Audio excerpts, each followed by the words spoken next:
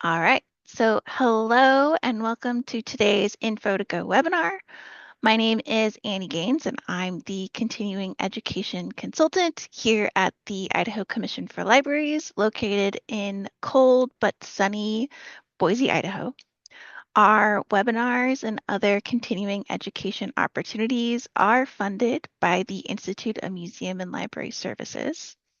Everyone in this call is muted, and we encourage you to use the chat feature to ask questions and to discuss with other attendees. As you exit the webinar, you will be prompted to complete an evaluation. And as always, we appreciate your honest feedback. Today's topic is about libraries as cooling sites, and our presenter is Joy Worland, the consultant for continuing education and small and rural libraries at the Vermont Department of Libraries. Thank you so much for being here to share about this topic, and feel free to take it away. I have launched the poll questions. So all of you attending should see a few questions that have popped up on your screen that we're asking you. So we'd love to hear about some facts about your library as it relates to cooling centers and if your library is air conditioned or not. Okay, well, thank you very much, Annie. Can you see my slide? Yep, looks great. Okay, good. So as Annie said, I'm Joy Worland. I'm from the Vermont Department of Libraries. I do the continuing education and work with small and rural libraries a lot. So Annie, thank you so much for inviting me to do this. This is a topic that I did at the Association of Rural and Small Libraries. I did a Spark talk on it, and I sort of learned about it and was inspired to do that session because I'm part of the Northeast regional group of state libraries and state library agencies that do where our official name is the Northeast Summit on Climate Adaptation for Library Facilities, which does make a nice acronym, NESCAF. But we had done a program on this, and I had also somehow, just kind of by chance, become sort of the connector at our Department of Libraries with the Department of Health person who sends out a lot of information about heat incidents when we have them. And so I've just really learned a lot from him, and he presented at the regional thing that we did. So a lot of what I'm sharing today, I've learned with Jared Ulmer from the Vermont Department of Health. So how's the poll looking? We have 3 responses so far, All right. but I can give you an update. So majority, their library is air conditioned. Mm-hmm. But nobody has their library officially designated as a cooling site, although the majority do see folks use it informally Mm-hmm. as a cooling site. All And right. that trend continues with the warming sites as well. So no one that has responded has officially designated as a warming site, but they do see about 50% of respondents say that the library is informally used as a warming site. Mm-hmm. Great. Yeah. So as I've said a few times now already, that I am in Vermont, and hang on here. There we go. Um, so we've, of course, libraries have been unofficial warming sites probably for as long as they've been open, and which is, hundreds of years for some of them. But the whole heat thing, I've lived here 16 and a half years. And even when I got here, not that long ago, 16 years ago, we weren't having this conversation and about libraries as cooling centers. And a lot of buildings here are not air conditioned. And if they are, they tend to be in larger towns where there might be a movie theater or a mall or something. And so I'm thinking I should have like gone through this more in my head. I just spontaneously was trying to think of in my town that I mentioned is only 8,000 people, but we are the capital. Our library is part of it's air conditioned, part of it isn't. They are working on getting all of it air conditioned, but for years it was just the children's section because that was a newer addition. But that created some issues around the cooling center because it was only the children's area. And so, a lot of extra adults in there was not always something that would work well. And, the movie theaters are definitely air conditioned, and the grocery stores, but honestly, there aren't that many places. So it's something that we're having to learn about. And we just have found that, I just using Vermont as an example, and I know this is happening other places too, getting more a lot more warmer, and then other weather events too. Anna and I were chatting before the webinar started about like, we've had some very extreme cold, and there's been ice in like parts of the South, and so it's all connected, these climate changes that are in this, hour. We're going to talk about places being a lot hotter than they used to be, but it is all connected. And we've also had some bad floods in the summertime in Vermont. So of the buildings that are air conditioned, some of them were out of commission for a big chunk of 2 summers in a row because they had gotten flooded so badly. So we also are very rural. I mean, I think Idaho probably has a lot of rural libraries as well. So that's just sort of the we're operating within small towns, villages, agricultural, farmland with not a lot of public transportation. So there's a whole, aspect of not having very many buildings in the first place in your location, many of them not being air conditioned, and then it's just hard to get to other places. So we're increasingly trying to figure out how we can do better in this way because it's a need now. So this is an example from Canada, actually. So in the 2021 heat dome, northwestern U.S. and British Columbia, this really struck me because, first of all, that people died from it, is pretty shocking, although not really surprising. But that 98% of them were in a residence, so not living outside, which can be very challenging if it gets very hot too. But 56% of them lived alone. And then even the ones that had air conditioning, only 2% had them on, which makes me think there's a possibility of not being able to, having the finances to turn the air conditioning on, especially if it's so hot that you have to turn it on a lot or very high. And one of the things that I want to point out about this slide and the fact that 56 of the people lived alone, this is just sort of adjacent to this topic, but libraries do help mitigate isolation. That's like a really important role that they play, particularly for seniors. And, looking at the chart here, the people that between 70 and 89 were the highest numbers of people that died. That's also the demographic that, at least the libraries I know of, a lot of people in that age group use libraries. So I just wanted to put out the idea that there might be a way that libraries can be sort of proactive and preemptively, like contact people or do outreach to people when they know something like this is going to occur, a heat event. I mean, we have, of course, have to think about patron privacy and not, share anything that we shouldn't, outside of the context of the library. But I was thinking about during COVID, several of our libraries would do like just sort of not real wellness checks, but they would just, call to say hello to isolated seniors. And, this might be a situation where that could happen in the library as well.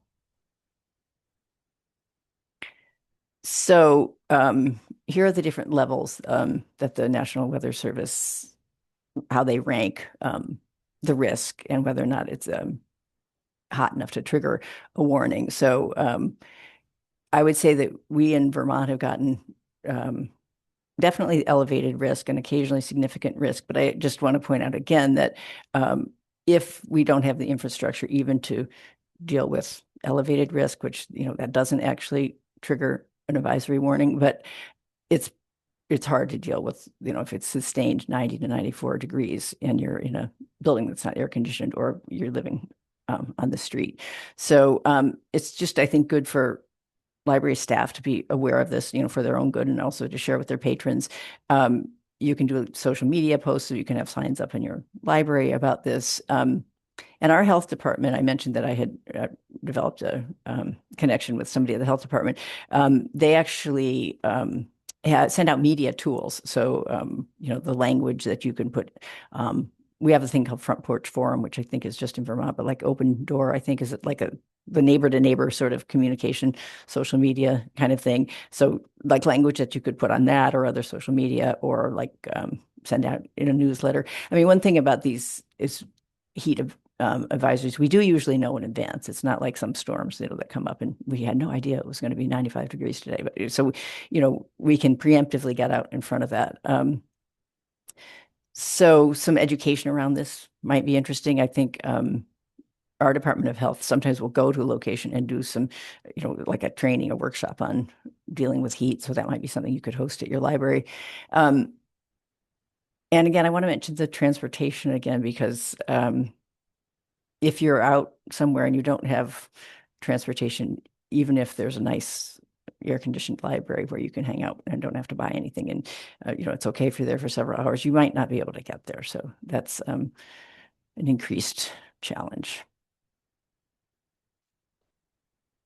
So there are some people who are especially high at especially high risk for heat. Outdoor workers. We have a lot of agricultural workers here, so that is always you know, they are out for, I don't know, like 10, 12 hours, sometimes picking produce, and it's just there have been some really difficult decisions that had to be made, because that's one of those jobs where like it has to be done in sort of a timely manner, especially because sometimes the heat is actually making the crops go bad, but it can be dangerous for them. Same with outdoor recreation, although that's something people can choose to do or not. And then an urban setting, because just of the makeup of cities, that what they're like literally are made of, the buildings and the concrete and the pavement and everything makes it hotter. And then for anybody who's unhoused and doesn't have any protection to get away from it, obviously that's going to be uh, more challenging. So also just people not acclimated to heat, which I would say is like an awful lot of people where I live. And then older adults, young children, pregnant people, overweight people, or people have a medical condition, use of alcohol, drugs, including prescription drugs. And that's the kind of thing where a person might not know that until they were taking their regular prescription drugs that they normally take, and they have an adverse reaction because it's so hot. So yeah, we mentioned also that, if the isolation, because, then they could be having heat stroke and no one is there to, they don't realize it's happening, and no one is there to know that it has happened to them, and inability to get to a community cooling site, even if there is one. So again, the difference, there's heat exhaustion and there's heat stroke, and hydration, of course, being so important. This, again, I think is good for staff to just know about it, especially like if kids are coming in. Kids can be so active outside sometimes and not realize that they, like, honey, you really do need to drink a lot of water now. So, helping with hydration and just awareness too. I think that a big part of, what libraries do is share resources with their patrons and other community members. And I think this is like an awareness raising aspect of this that libraries can really help with. So what is a community cooling site? So that term is that's sort of an umbrella term, because there's different levels of different categories for locations depending on what kind of services they have. But generally, it's just a place that can provide temporary relief during hot weather for people who can't stay cool in their own home, or people who don't have a home to go to. And then, hopefully they're air conditioned, or there can be naturally cool buildings too. We have a lot of older, like stone buildings and stuff, and those can stay very cool. Or just like my own house here it's wood, but it's very, very well insulated, mostly I think so that it's an old house, but so it could be warm in the wintertime, but it's surprisingly cool in the summertime too. Sometimes I come in and it actually feels like almost like it's air conditioned. So in our location, our libraries are probably more likely to be in that category, an old, well insulated building. Maybe not so often to be air conditioned. But as long as they're open to the public, library, a town hall, senior center, or they can be, I mentioned movie theaters, or, stores. I think particularly, you know, when I lived in Tennessee and it would get really hot, like people go to the mall a lot because you can walk around and do different things, and you're not like in one small store, and you can get some food or whatever. But again, you have to be able to get there. And then I just mentioned getting food. You'd have to have money if you wanted to buy something, which you wouldn't necessarily have to. But, that's just the levels of inequity of how this affects people. I think it has a lot of threads to that. So the types of cooling sites and which ones is it likely that your library is or could be a cool place? That's just an air-conditioned building that's available to the public during its regular hours. So not extra hours and not doing really anything different, but existing in the way that it normally does. A cooling center is promoted as a cool place. Sometimes offers extra hours and water.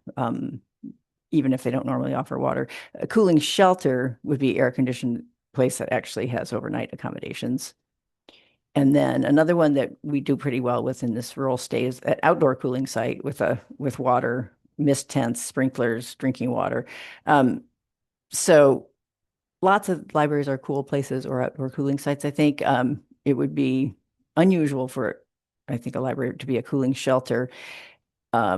A cooling center also, yes. The cooling shelter, I think, besides the fact that libraries probably don't have, cots and things like that, it also would require a whole different level of staffing and a different expertise of staffing. So that would probably not be something that a library would have the capacity or maybe even the mission to take on.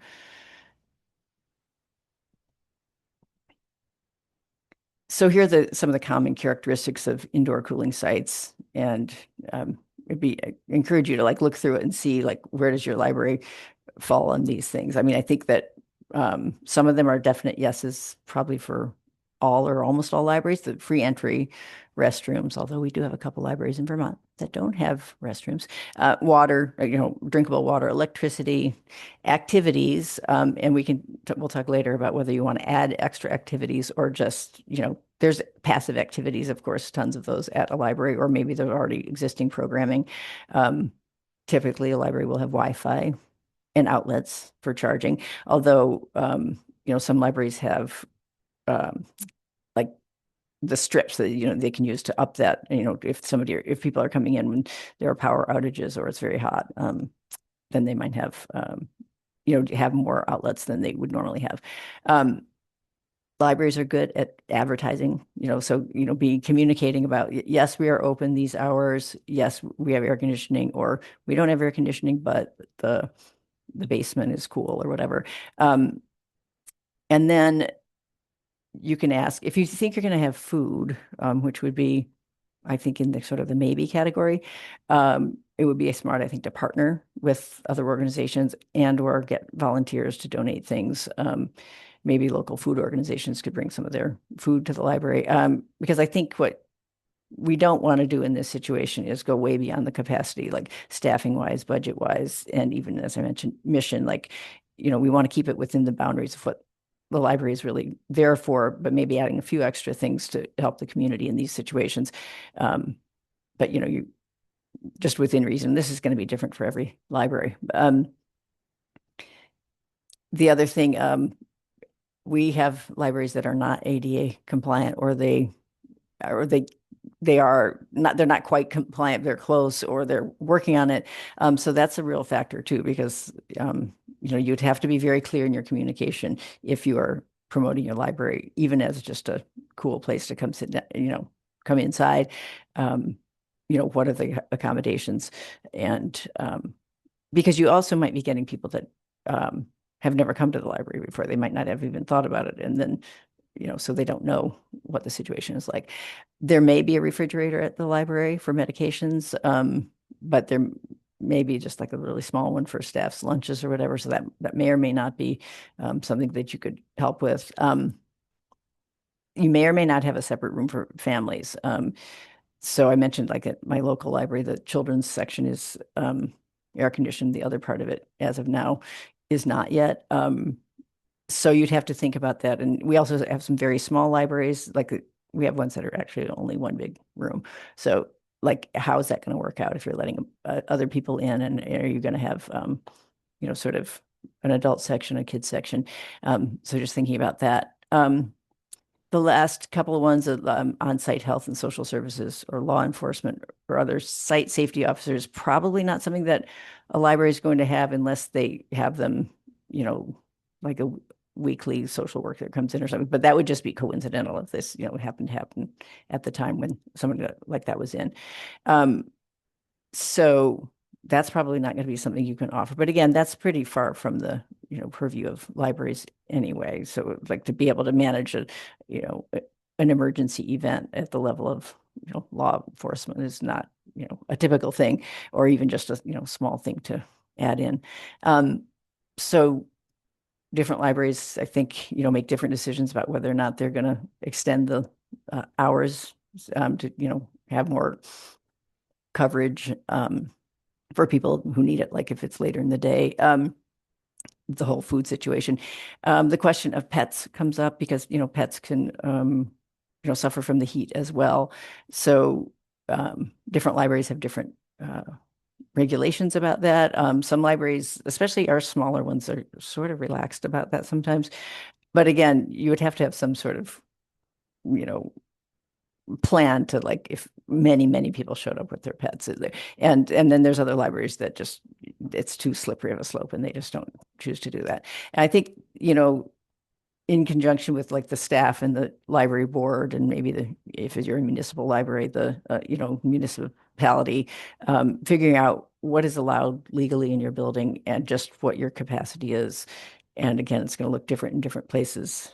But I think it's very important to remember not to over promise, like, don't say, oh, you can come in and stay as long as you want. If you really mean, well, except when it gets to be 7 o'clock and we're shutting the library down. And then also not to dip into like the budget for regular services. I mean, we don't want to be providing this resource and then not being able to have a summer reading program. So there are ways to do things with not a lot of money, and also like sometimes grant opportunities for this kind of stuff too. So what your library cooling center, even if it's called, it probably isn't. It's not a full-on emergency shelter with overnight sleeping. It says a cafeteria. It's not a cafeteria or a restaurant. Like, even if there are snacks, and even if you have some pretty robust snacks, which some libraries do, they can't, somebody can't necessarily rely on getting all their meals at your library in this situation. And probably not a place where there can be multi-day emergencies and power outages. Like the libraries typically don't have capacity to handle that length and depth of an emergency. But but almost all libraries probably can. So air conditioning or fans. So there's a lot of because our libraries are often not air conditioned, there is a lot of ingenuity around, like, moving air around in them and keeping them warm or cool. So, ceiling fans and can do a nice job of that. Water and snacks. And another thing, I mentioned libraries is sharing resources. A really great thing libraries can do is know where there are other places locally that might have some of those other needs that the library can't meet. So, and not just like know it in, side a binder or inside your head, but actually have these kind of things posted, and maybe even, push it out on social media or a newsletter or something at, where you could go if you need longer term help. What libraries do have, I mentioned, just passive activities and charging stations, but you can put out some extra puzzles or extra craft supplies. That's pretty easy lift, and well within the domain of what libraries know how to do and have budget to do. So the question came up when we did this before in our regional Northeast group about whether or not libraries added hours and to accommodate, more times. And it was, most of the attendees did not do that because it just got to be, they don't really have the capacity. And again, in many of our libraries in Vermont, the staffs are so small that it's not like you can call in, your backup assistant director to come in when the director has to leave, because there might not be one, or there might only be 3 people who work and they're all part-time. So, there's that to think about. And then, staying within our skill set and what we can offer. So we want to help, librarians typically are, it's a very helping profession, but, this is a little bit like, to me, it feels a little bit like knowing where your boundaries are in terms of some of the other social services that libraries offer. We don't want to try to offer something we're not skilled enough to offer, or that's going to negatively impact our more traditional services. At the same time, we want to be able to do things to help. So partnerships, resources. I mentioned that our Department of Health has been super helpful. One of the things they publicize a lot is cooling site maps. So actually, the way I got to first know this guy at the Department of Health is that he reached out to ask me which libraries are which air conditioned, so that he could put them on the map. So it's important that if you do have these attributes to your library, that people know about it. So that the Department of Health, I would imagine in other states too, is a really good way to get that out to people in, all over the state. Also, your local municipality probably has communication and emergency channels. So if they know that the library is air conditioned or has other cooling options, it's important for them to know that so they can share it out. Their state library or state health department also has a preparedness with a preparedness guide and a toolkit, an outreach toolkit. So again, I mentioned like they'll send you something like this is what you can put on social media. All you have to do is, repost it, or, something to put out in a newsletter or, a community board or something. Other partnerships, like if you can get the Rotary involved to come over and help, or the Friends of the Library, or so that it's not contingent on the staff that's already doing all their library staff stuff to manage the extra flow of people and needs that are coming into the library if you're inviting people in this way. The American Red Cross has some great resources, and then there's also the American Public Health Association Extreme Heat Resource Hub, which has lots of resources. And then there's something called the Extreme Heat Resilience Alliance that has a lot of great information too, to just we're not going to be experts on this probably, most of at least I'm not, but I think knowing enough about it to see where your public library might fit in to help people when they're in a situation that they need help with it in this way. So here's some ideas for if your library isn't air conditioned, or even if it's like air conditioned but it doesn't work that well. Basements and other microclimates, I mentioned that, like, also, certain parts of the building might be more shady than other ones. This room where I'm working right now can sometimes be like quite cold in the summertime just because it's not in the sun, and again it's super well insulated. So that would be a real plus if there were a heat situation and you had an area of your library that's like that. You can turn off lights and other equipment. A lot of technology products, equipment gets hot, so only have things on that if you really need them. And judicious use of fans and window shades. I grew up in the Midwest and it was pretty hot there, and we didn't have an air-conditioned house. And man, my dad had it really down to an art form of like where the fans go, what time of day of the day they go, which way does the air blow, and so get savvy about that. A dehumidifier is helpful because heat and humidity together is much more uncomfortable than just heat. This may or may not be practical or possible, but if it cools down at night and if it's safe to open your windows at the library, at least just a little bit to help cool the building down, so you start the next day, even if it's hot again, you start with a cooler. Although that's not always possible, because sometimes in these heat events, like part of what's so difficult about it, it doesn't really even cool down that much at night.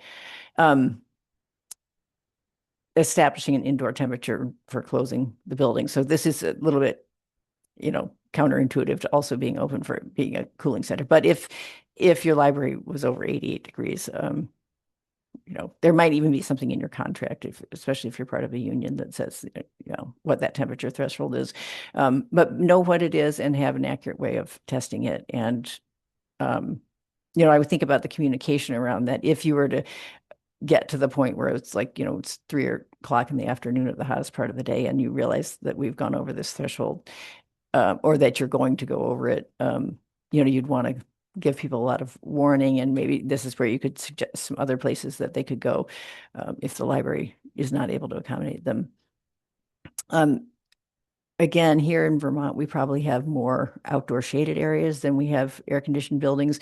And there are a lot of libraries that are intentionally, building green spaces around their buildings, partly to keep the building cool, but also so that people can work and, they'll have, they can access the Wi-Fi and have outlets and stuff outdoors. So sometimes in the shade outdoors would be, enough of a difference that would be helpful for people. And again, they might live in a place where there isn't any shade. So even just having trees up and around your library could be enough to make a difference for some people.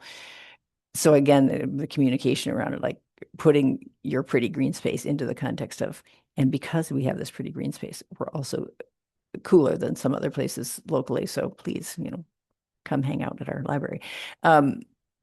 Misting tents, they feel so great when you're like at a race or something or an outdoor fair or something. But libraries sometimes have them on their lawns. One of the people I co-presented with on this topic for the regional thing was from Rhode Island, and there was a grant initiative there that got that libraries could get grants to buy these misting tents, and they're actually just not that expensive. I think some of them are as low as $350, $400. So that's something to think about. And yeah, I've mentioned this already, just to be sure to tell people where they can get things that you aren't able to offer. And then long term, the weatherization of the building, the insulation, heat pumps, if possible. The thing with the airflow, knowing how the air patterns are in your building, and so which windows might be open or where to put the fans. More and more shade trees as much as possible. And then there's the if you have an opportunity to like replace any sidewalks or anything using permeable pavement, and there are often grants for this actually too, because it's an environmental improvement. Because that kind of pavement allows stormwater to soak in, and so it cools through evaporation. And then it also helps with mitigating any flooding too. Rain gardens or green roofs are also other ways to use plant life to bring the temperature down a little bit. And then the last one is the Environmental Protection Agency has a good site about cool pavements and how they can help with heat islands, or to just make your space not be a heat island. And then this is one of my favorite. This is like on the small scale of things. And I don't know if there are other other states have a program like this, but it might be something you could try to advocate for if not. So our urban and community forestry program, which is part of the State Department of Forest, Parks and Recreation, they have a program just for libraries, the cute name, Check Out Forestry, like checking out a book. And they give grants of $5,000 to get shade trees and other plants. And they go on site and help the library staff and trustees figure out, you don't have to know what would be best for your location. They'll go on site and say, like, your building faces south, so you should have these trees and you should have them in these locations. And then they'll plant them and actually, do some education about how to take care of the plants and stuff, and then follow up. And it's just like a super warm, fuzzy, and I think they grant like, I don't know, 5 libraries a summer or something, or a spring usually. So look into that, see that maybe you have something like that. And then this is not a great visual, but this is one of an example of a county cooling site. So this is where I live, and you can see I don't know if you can see on the map too well, but the first 2 things on the key of the locations are libraries. So that's a library that's in the town where I work, and then their branch library, and they are both cooling sites. So I would imagine that this is a pretty common tool. So look it up and see if you can share that with your patrons, and also get your library on it if appropriate. So some caveats, or just things to think about ahead of time, that the health part of it, having staff be somewhat knowledgeable about heat-related illnesses and being able to identify them. Again, maybe the health department can do some training, or here the Medical Reserve Corps goes around and does like health-related workshops at libraries and other community places. Um, the accessibility part, you know, just make sure you're explaining what it is or have some sort of accommodation. Sometimes in our buildings here, even if they aren't ADA, they've figured out some workarounds, and especially in an emergency could help someone come in if they needed to. Um, all of our libraries have seating, chairs and places to sit down and tables and stuff.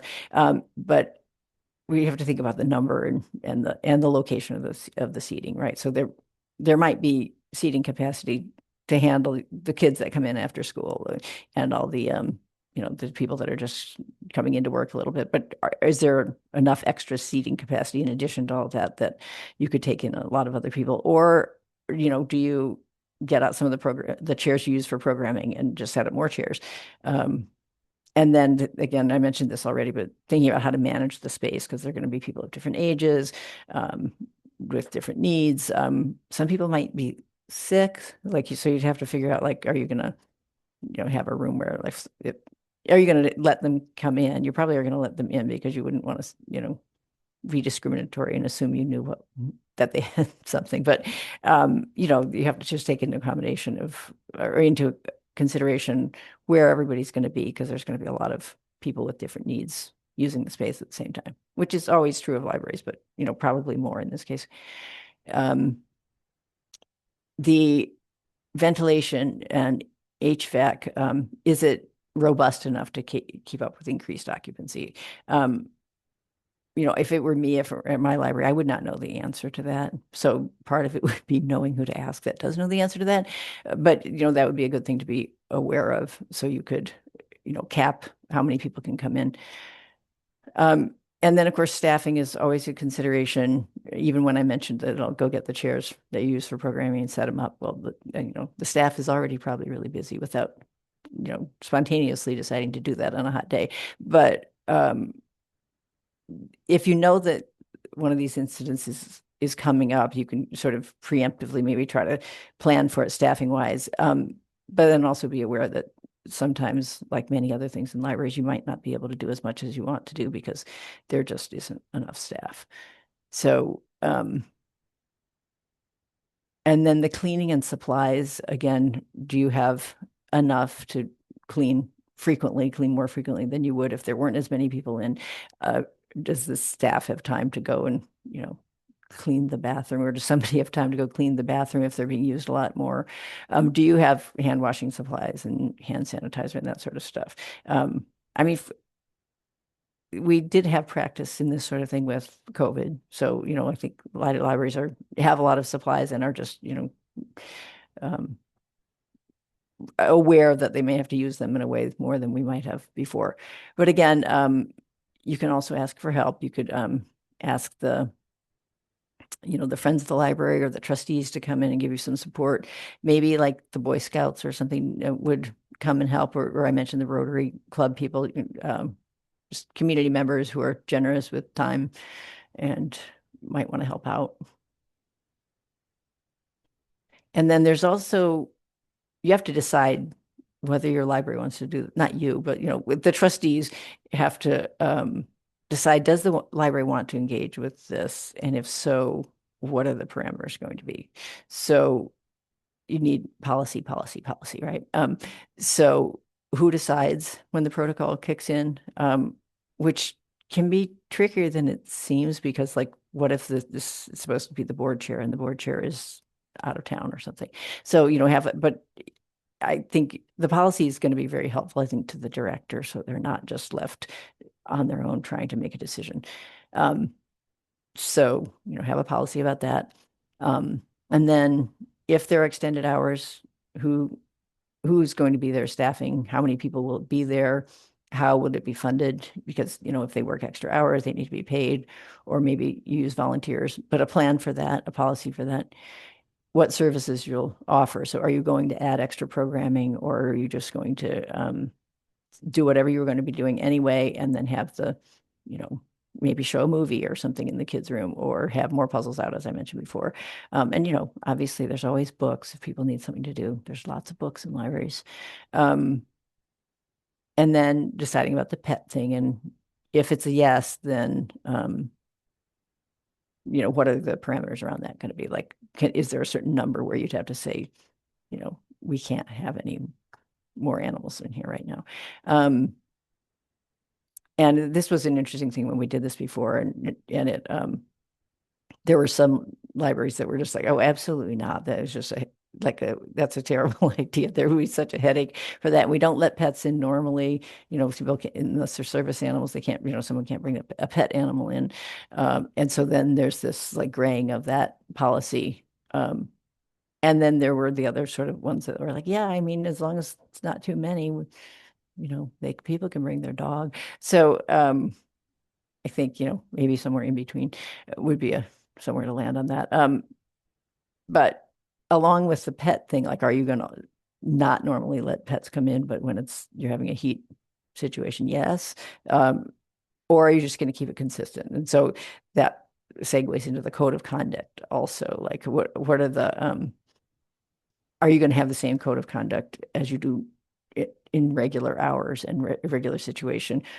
Which I think is probably a good idea because, again, for consistency. And then, but I don't know. Sometimes, the increased capacity might mean that someone who can normally they can spend an hour on the public computer, maybe that there's so many people waiting to use it that they can't use it for as long. But anyway, the main thing, I think, there's a lot of different versions of how this could work, none of which are probably perfect, but the main thing is to have a policy and know ahead of time so that it can be consistent. You're treating everybody consistently and fairly and equitably, and the staff isn't forced to like make decisions on the fly.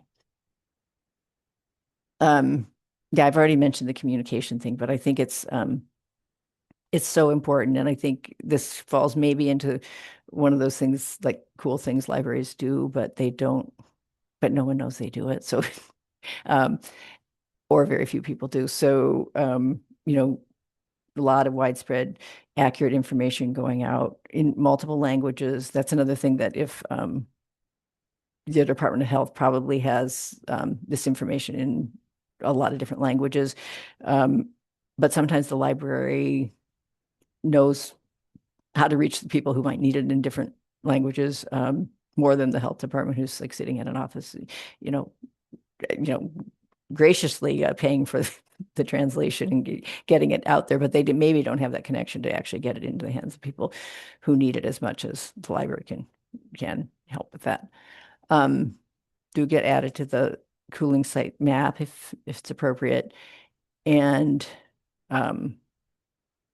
yeah, I had mentioned the transportation thing a bunch, but also like having information at your library about like you can't spend the night here, but this bus goes to this place that does have beds available and it's air conditioned and open all night, or something like that. And then last, another cautionary tale about not offering things beyond your organization's capacity. Because I mean, remember that the staff is also dealing with a heat event, right? They're hot and tired and maybe not remembering to drink enough water. So, self-care does come into this as well. And self-care is, if you're not taking care of yourself and the other staff, then the library's not thriving and able to take care of the community as well. So it's all connected like many things in the library. And I think that's all I have for slides, but I'd love to hear from people. I know we're a pretty small group, so just okay, we have more poll results. Yeah, I just sort of finalized that poll to get those official numbers for you there. Yeah. So 70% of folks, their library is air conditioned, with 30% saying partly. Hmm. Um, the 70% of folks, their library is not designated as a cooling site, but for 60%, it is used informally as a cooling Hmm. site. Um, 86% their library is not designated as a warming site, but for about 44%, their library is informally used as a warming site, Mhm. um, which is uh, some interesting trends there. Yeah. So I see there's some things in the chat. Yeah, so one of the things I wanted to bring up from the chat was Heather made a comment that the problem that they have as a cooling center is that people want to come in and take a nap, Mhm. but that's not always possible in the library. Um, so I was wondering if you had any sort of ideas or suggestions on how to manage that issue. Well, so a question first, is it because it's not possible because of like a policy about it, or it's just not possible because it's loud and there are a bunch of kids there, or just activity? So, um, I think that it would make sense even if somebody's not wanting to take a nap to have like a quieter section and a okay, it's a policy, yeah, a quieter section and where someone could drift off, or you know, yeah, there's a policy against sleeping in the library. I think that's I always find that to be a tricky policy because it's so hard to enforce consistently. And I know that like sometimes I think that a plus for having that policy is like, what if somebody actually is having a health event or an overdose or something and they're, they need help. Um, but there's also like, you know, people who are reading their newspaper and drift off and fall asleep. And, that happens all the time. And are you going to go and say to that person, sorry, you can't sleep here? So I think it's a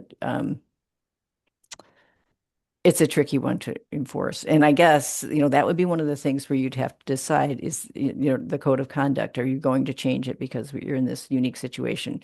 And um, again, probably consistency. If there's a policy against it, I guess I would lean toward sticking with it. Um, but I don't know. Maybe there are times when like, I don't know, I can imagine like little kids getting really tired in this situation too and just conking out,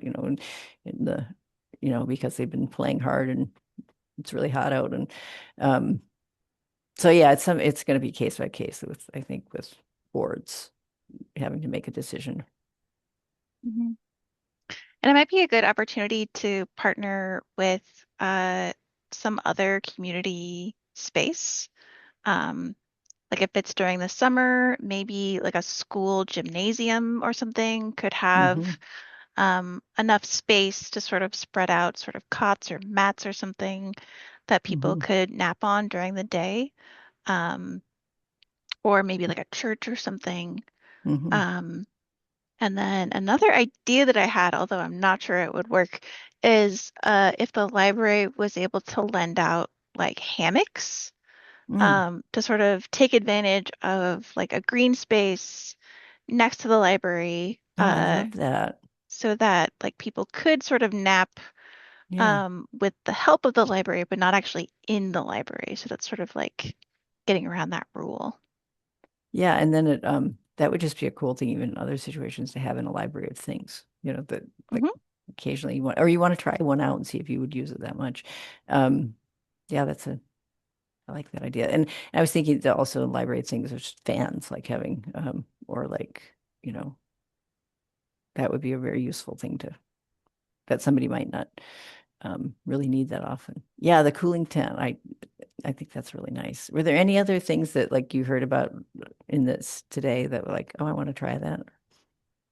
Or even something that like, oh, cautionary tale there. I don't want to try that.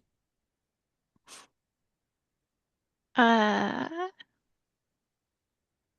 yeah, that's a great point, Sergio, that the city might not appreciate the hammocks, and that might be like communicating with them of like, hey, this is a special circumstance Hmm. um, with this like extreme heat event, and people like, yeah, like a conversation to have for sure. Hmm. Yeah, and maybe some sort of, partnership could grow out of that. And it's an interesting point, the sleeping thing, because it's very hard to sleep at night when it's hot, so I think, people are going to maybe be somewhat sleep deprived on top of everything else, that they're dealing with in a situation like that. Mhm. There is a question of, do you have any suggestions of how to regulate the amount or behaviors of unhoused people that use the library for warming or cooling spaces? Um, I think that the library should have a code of conduct that's for everybody that comes in. And so, not a special code of conduct for people who appear to be unhoused. So, again, the sleeping thing, if they're not allowed to sleep, um, then you can't let them sleep, but you'd have to be sure that, that somebody who just drifted off because they have been working really hard and then they sat down and, fell asleep. Um, it went, I'm going to throw my partner under the bus, but we went to a library program in the evening at a couple towns over about a month ago, and he literally slept through the whole thing.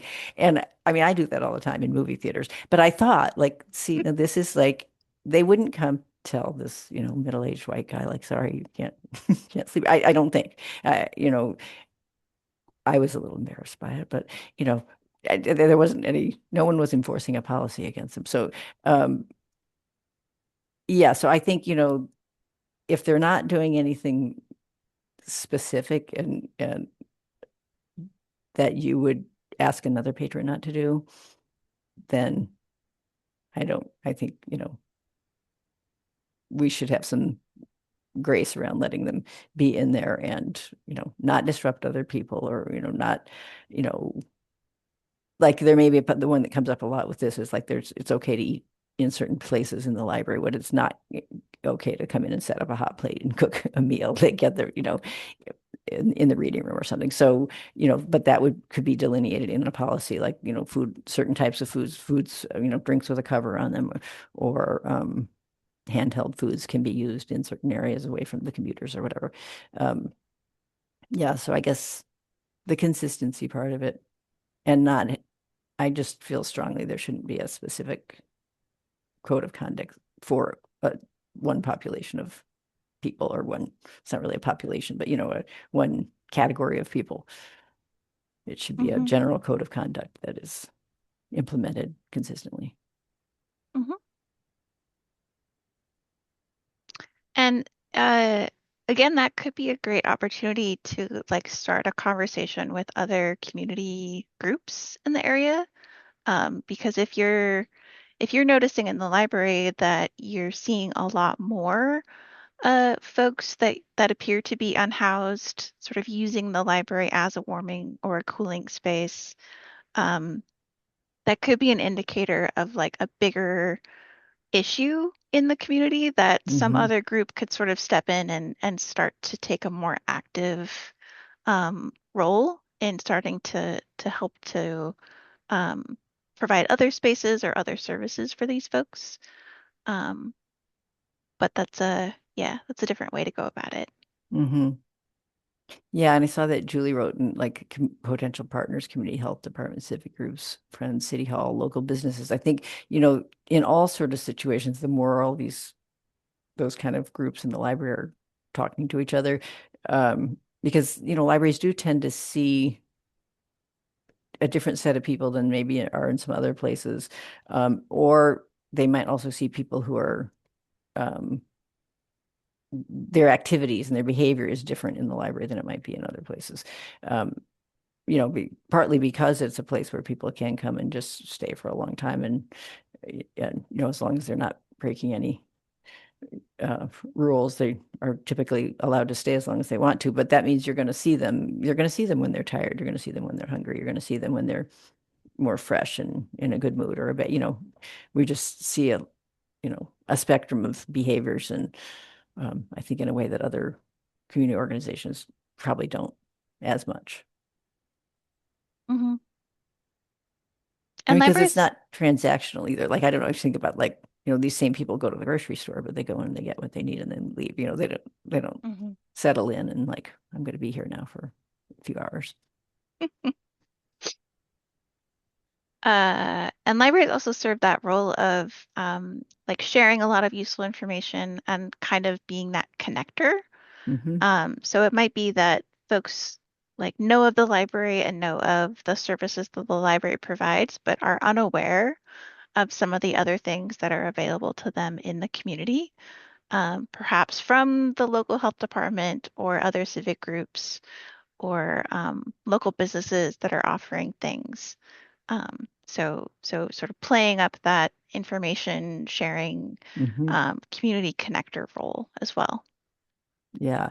I don't know if this is a national thing, but United Way here in Vermont has 211 where you can like dial 211 and let it get or go to their, on an app for it where they're just they'll have like well places to sleep, medical services, transportation, free like food, places to get food, but and sometimes like um just other social services that so we've had them do training for libraries, so just so that the library staff know about,